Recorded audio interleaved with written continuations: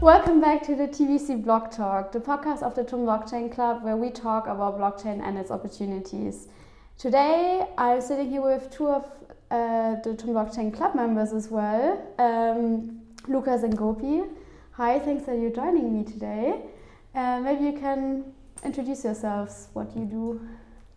Yeah, hi, I'm Lucas. I've been in the Blockchain Club for 2 years. I'm the former head of education, vice president, and I study mathematics in my master's at TUM. Hello everyone, my name is Gopi. I studied informatics at TUM and I joined the club last year, and it has been an amazing experience so far, and currently I'm the head of education as well as the president of the club. Since yesterday, congratulations. Thank you. Yes, today we want to talk about hackathons.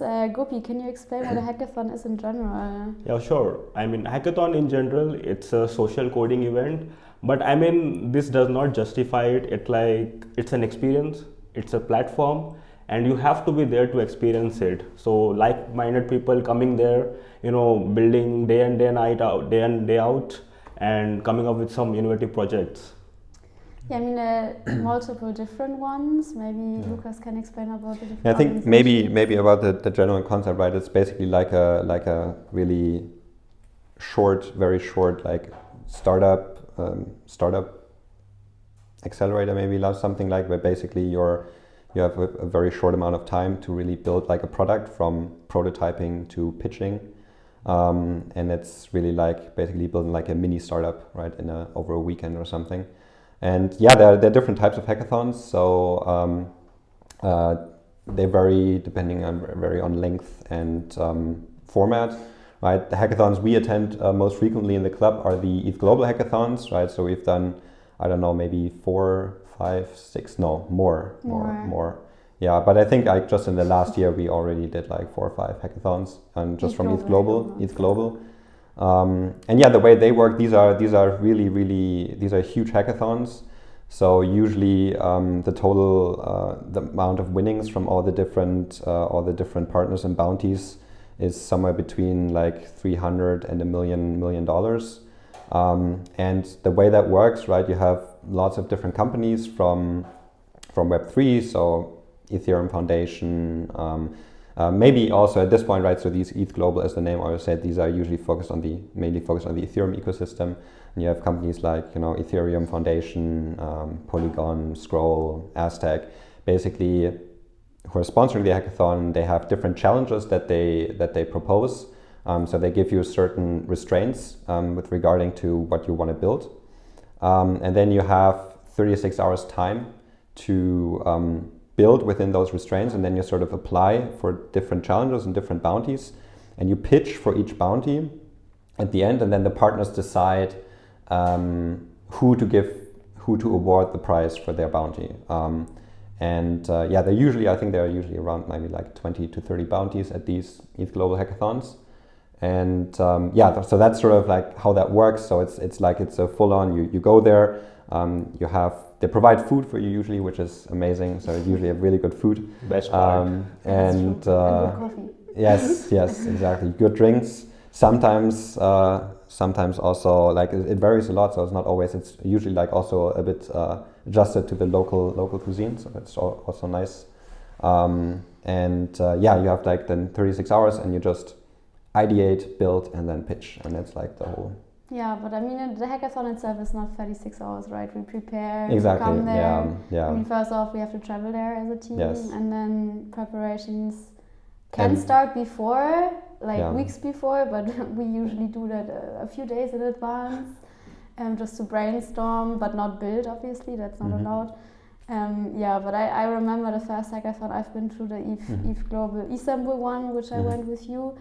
I think on Thursday night we were up until 4 a.m. or something. Brainstorming. And just brainstorming, and we were still not super happy with everything. Yes, we were talking to so many, like there was DevCon right at the time, and we attended like some events of the day, and we were talking to everyone. Everyone already sort of had like an idea, and we were like, what are we gonna do and tomorrow? We were 2 teams, and we still True.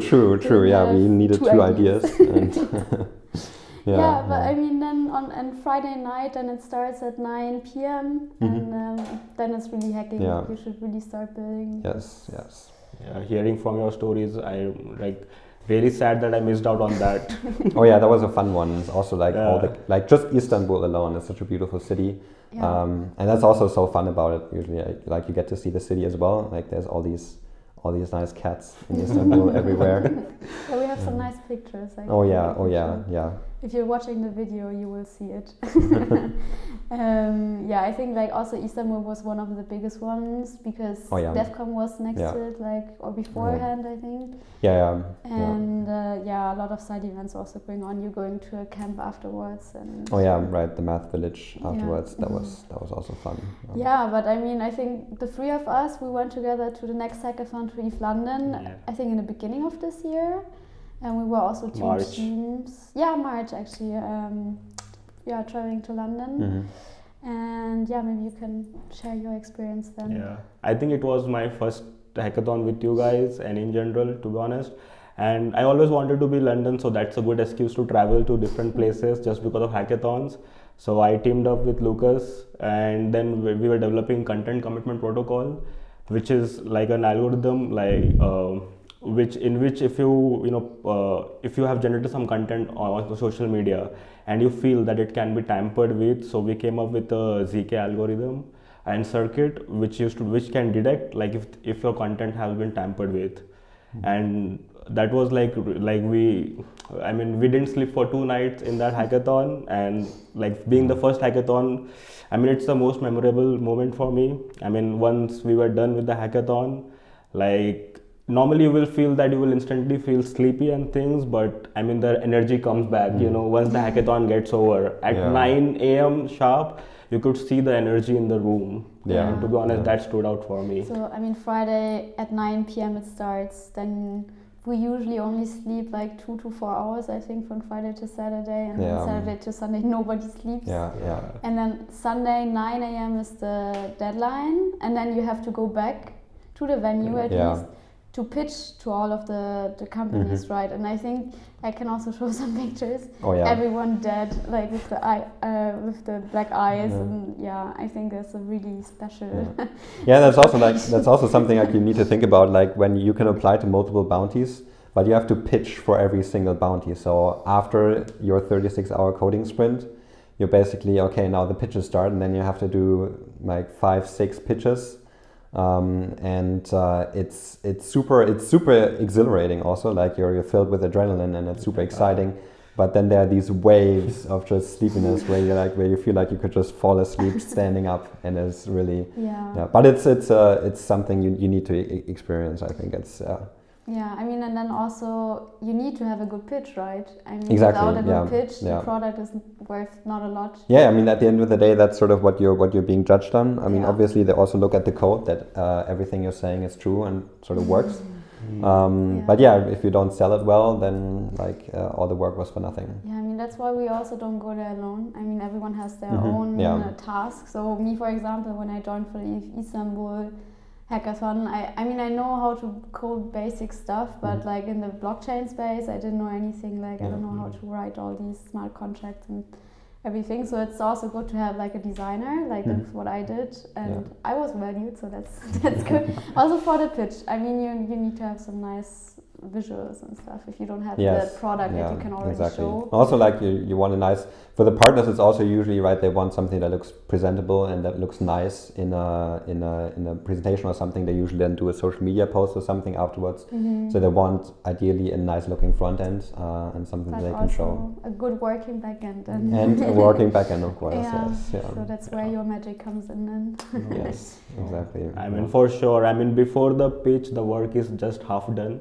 Because if you cannot present it, it's not gonna reach the masses, But I want to go back into the project from London, because I think for me that's probably one of my favorite projects, and I think what we built there was also really cool. Maybe I can just give a quick rundown. So basically, the problem that we were trying to solve was basically when you see content online. It's really difficult, like with generative AI being at the level of sophistication that it is today, it's really difficult to tell whether content you're seeing is actually produced by an AI or was actually shot with a camera.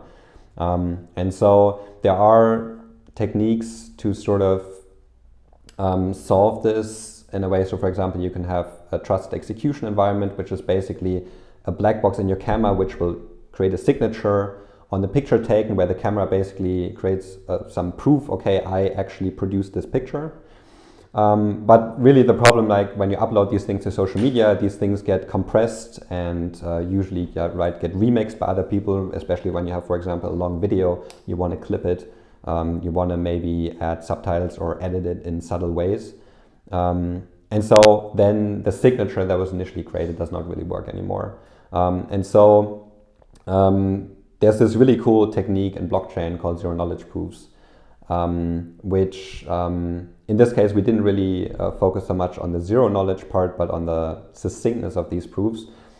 Basically what these proofs allow you to do, they allow you to create a very, very short argument that allows you to prove to someone else that you completed a certain computation, but without the other person having to redo the whole computation again.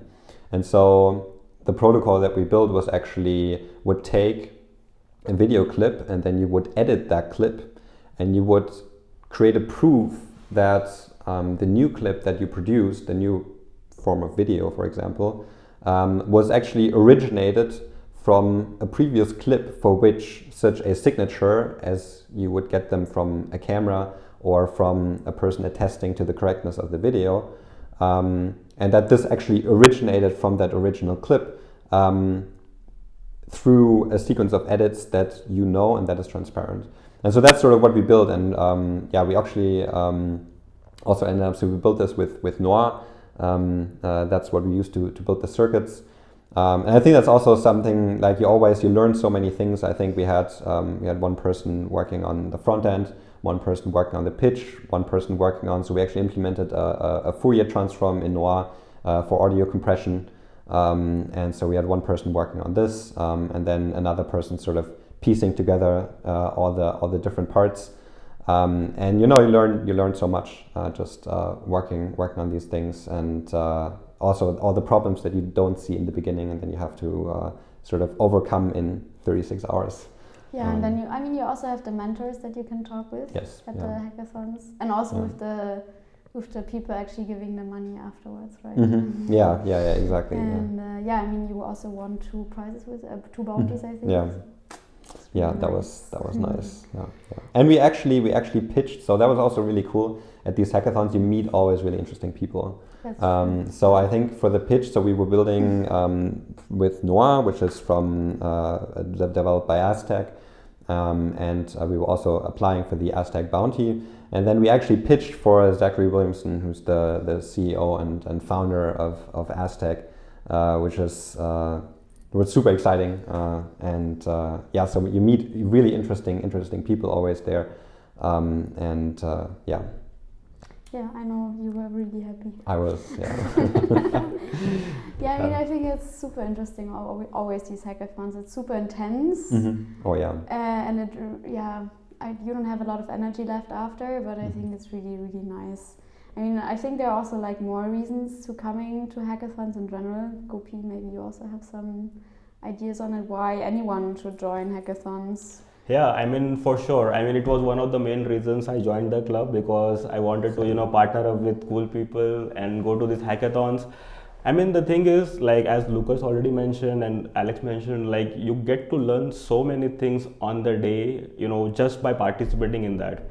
Even if you're a beginner, I would advise, don't get bogged down by this thought that, maybe I don't know this or that. It does not matter. You can, with your skill set, like, a team requires all kinds of people, a marketing person, a full stack developer, a blockchain engineer, or you can name that. So you can contribute to any of those aspects, and everything is equally important. So, it's difficult to imagine what a hackathon is unless you go and experience there. So no matter what we say, like unless you convince yourself that you need to be there, I mean, it's difficult to imagine. So I think all of us here definitely agree that you should try that out, and I'm sure it will be unforgettable experience. And I think for sure also, like, don't just get started. I think don't be like, okay, I will. I don't know anything about this space. I shouldn't go. I should wait. Like don't just. I will learn first to code and then eventually I will go at some point to hackathon. Like just go. Like just try it out and there look at the bounty, see what's interesting to you, and then just get going. And there, this is the best place to get started because there you have the people that are actually building this tech who can give you the best possible input on getting started with that technology. And usually, like, all you need to build is a prototype. Like, it doesn't have to be like, sometimes you even end up winning with something that's not even like entirely working. Like if you, for example, have a really interesting idea, or if they see that it's sort of like, if they see the use case. So it's definitely, even if you're a beginner, like this is something that's interesting for everyone, I think. Also, adding to this, if you don't have the right people to go with, you will find people there. Oh yeah. There are always Discord channels where you can find people or just talk with them. So yeah, I don't think anybody should be scared. I mean, maybe scared of the workload, but it's super cool at the end of the day. Well, I mean, one thing is promised, like after the hackathon ends, like you will definitely feel good about it. I mean, during the hackathon, you have some questions like, was it a right decision to participate or not? But in the end, it works out. Yeah. I mean, also for us, there's a lot happening right now. You guys are currently kind of in a hackathon. Oh yeah. Both of you. Yeah, so we are currently participating in the Radar Hackathon, which was an online hackathon which is going, and the deadline in Europe is tomorrow morning 9 a.m. 7, I think. Yeah, and so we are currently working on it, but I mean, it's exciting, right? Time pressure, yeah. Time pressure for sure. And then on the weekend you're going also to Switzerland. Yeah, so tomorrow we're going to Berlin to pitch that, and then on the weekend, so on Friday, we go to the next hackathon. So we have actually from our friends at EPFL, also a really cool blockchain club there. They're organizing this really cool hackathon with Sui. We were actually there last year as well, built a really cool, that was sort of our first, that was actually my first hackathon with the club. We were basically, we were going to Lausanne, sleeping in a bunker, which was a really exciting experience. So there's always like really fun stories that come out of these trips, like really like, I don't know, weird encounters or just like funny stories. We were hacking there and it was amazing and I got hooked right away. And like since then I've been like going from hackathon to hackathon and just like having fun and and then next week I'll be also in San Francisco for the right. That's gonna be sick. Really jealous. I'm really looking forward. That is going to be cool. Yeah, so 3 hackathons in 2 weeks. Yeah. Or for you, even one more from last week. Yeah, for me it's like, so we had like when we were in Singapore, right, we did the ETHGlobal Singapore one, and so that one we didn't spend that much time there because we were also attending Breakpoint. And then afterwards now the Radar Hackathon with pitch tomorrow and now EPFL Hackathon, so definitely feeling the lack of sleep, but I mean, so as an expert, maybe you have some advice for not even beginners only, but like for everyone, and also the winning strategy, because we're as a club winning a lot of hackathons that we attend. Yes, so I mean, I don't know about expert, but I mean, I've been to a few hackathons over the last year. And I do really enjoy this. I think also the hackathon in Singapore, I mean, we were coming out of 6 months of conference organization, and initially we were like, okay, we're not going to do a hackathon. And then we were there and we were like, okay, we can't not do it. Like we have to hack. I don't know, like for me, I think there's usually obviously, I think preparation is really helpful. So if you obviously don't start, like, I mean, you shouldn't build or work on the project before. But I think just like before you go to a hackathon, look at the bounties if they're already public, and just let your mind in the background work and think about ideas and think through scenarios and just gather some ideas. Also, it's probably really helpful, like we're not doing that so well, but to form the team before you actually go to the hackathon, so you don't have discussions there, like who joins a team with who. Because we're always so many people. Exactly, like we have, I mean, this is like a nice problem to have so many people interested in going to hackathons. It's usually like 8 people or so going. There's Berlin. In Berlin, how many did we have? 25. 25 people. On So each Berlin hackathon this year. That was insane. It was basically like Tum Blockchain Club, half the people, and then the other people. Yeah, not quite. But And yeah, so that was always. But it's so nice to see that so many people are interested. But I think like preparation super helps. Like when you see challenges that you're interested in, like just like look into the docs already, see maybe set up a Hello World project or something already to just like get the mechanical things out of the way to make that smoother. But I think also like maybe more importantly, I think you should really spend a lot of time and or like really be very, especially in the beginning, really focus on ideation to get a really good a sound idea that makes also for a good pitch, and that's actually a really interesting project. Because I mean, you can have built the coolest tech or everything, but if it's not really if it's not interesting to the jury, the people you're pitching to, then you can have a fully functioning product that's maybe technically difficult to build, but you're not gonna win with that. So I think when the hackathon starts, the urge is very big to right away dive into starting to build because the clock is running. But I think also, for example, in Singapore, I think we changed the project on Saturday again, and basically started from scratch Saturday afternoon after almost half the time was over. And yeah, it still turned out great because like at the end of the day, people loved the idea. So I think that would be sort of my my advice, to really really put a lot of effort into the ideation. Thanks, Gopi. An advice? Yeah, I think I would echo what Lucas said already. So, I mean, the key is like whether you know the stuffs or not, it's not important, that important. The thing is, like, you should do the administrative things beforehand. So, while you are there, it's all about, hacking and, focusing on the project that you are doing and not, forming the teams or brainstorming. Like, do this before you leave or before you are at the hackathon. That really helps, just focusing your time on the project itself. Because knowledge, I mean, again, bringing out the Singapore thing. So as he said, like we changed the project like midway on Saturday, and then we were working on another bounty and project after all. And that night, like we learned entirely the sponsors. Basically, it was Fala Network. So we learned entirely what they do, how they do, and then we built product just before the deadline, and it worked. We won there. Nice. Yeah, I mean, also I think from my side, what I really like about the space in general is even if you don't know the stuff that you want to work on, you just ask, and everyone will be happy to explain it to you.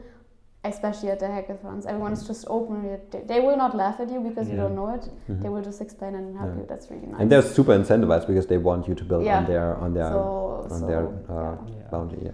They are like human documentation all around you. Just Yeah, it's really cool. Like just like when you like, okay, this function is not working, and then you're literally talking to the person that wrote the code that you're trying to use. So that's really like the best feedback, like the best input you're gonna get. Yeah. So people go to hackathons. Yes, for sure. Or join our club and then come to hackathons. Cool. Thanks, guys. I mean, for the closing questions that I ask everyone in the podcast, I also want an answer from you, like 2 sentences, like. What excites you about Web3 and why should the world care about it? So I should have prepared for this because we have this at the end of every podcast episode. I think for me, I'm really interested in this entire secure computation paradigm, which sort of allows you to do basically computations with additional constraints and guarantees. So for example, compute on encrypted data, or basically prove that you completed a certain computation correctly without the verifier having to redo the whole computation. And I think this is a really, really useful tool that's sort of coming out of Web3 that's going to have an impact in Web3 and like very far beyond as well. So I think especially also in machine learning, where I think right now privacy is not really a thing. I mean, you're sort of trusting the company that they will not, they will be sort of, they will treat your data confidentially.